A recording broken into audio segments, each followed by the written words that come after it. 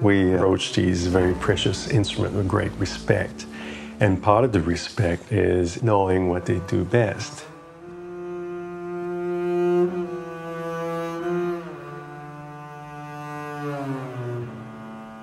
Just such an amazing quality instrument. It does things that it was never meant to do.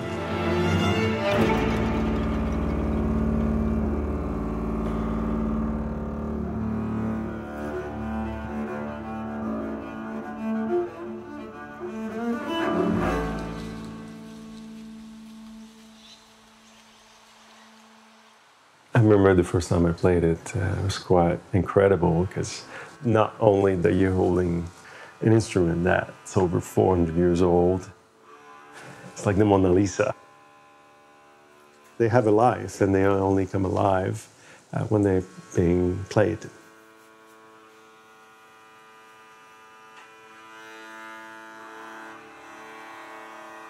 Between the instrument and the player, there's always a relationship being created there. I really do believe the instrument gets used to the player eventually, and it will obey in the end. I really wanted to have a piece written for this very instrument here. I don't think it's been featured very often as a solo instrument.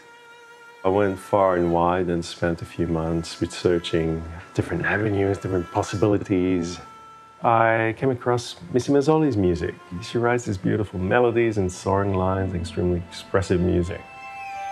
It's been the beginning of a very exciting project.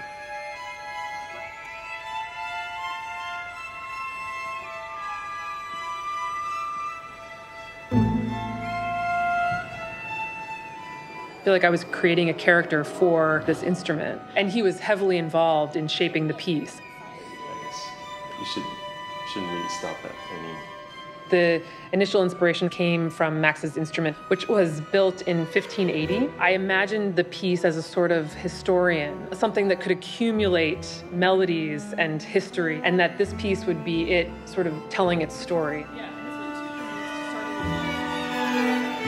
The title, Dark with Excessive Bright, comes from Milton's Paradise Lost.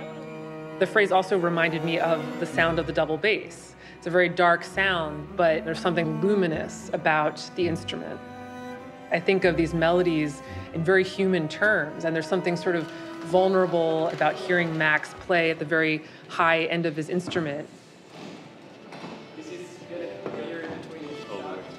Missy and I had been workshopping the piece via Skype, FaceTime, email, whatever means we had. But there's nothing like working in person and working with the orchestra. Probably a great sense of anticipation to see how it was all going to come together, and for Missy to hear our orchestra as well for the first time.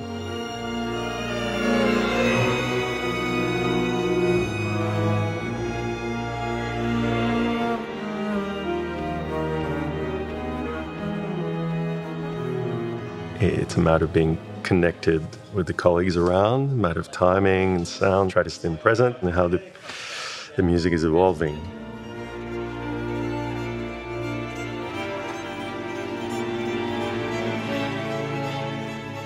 You never know as much as you practice and rehearse and until you do it in public.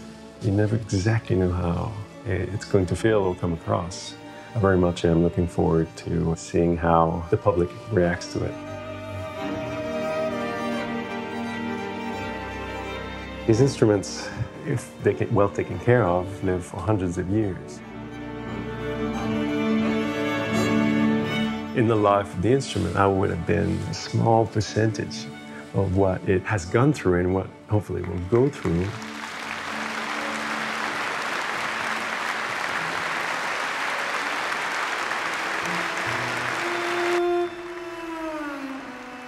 So we're basically custodians, taking care of them, looking after them, loving them, and then you'd hope that he will have a long life.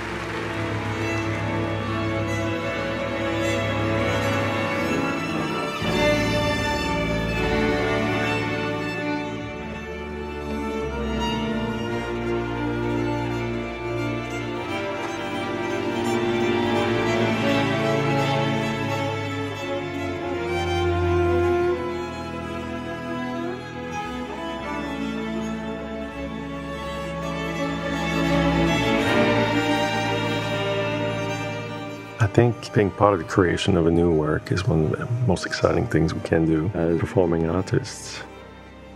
It's been quite a journey.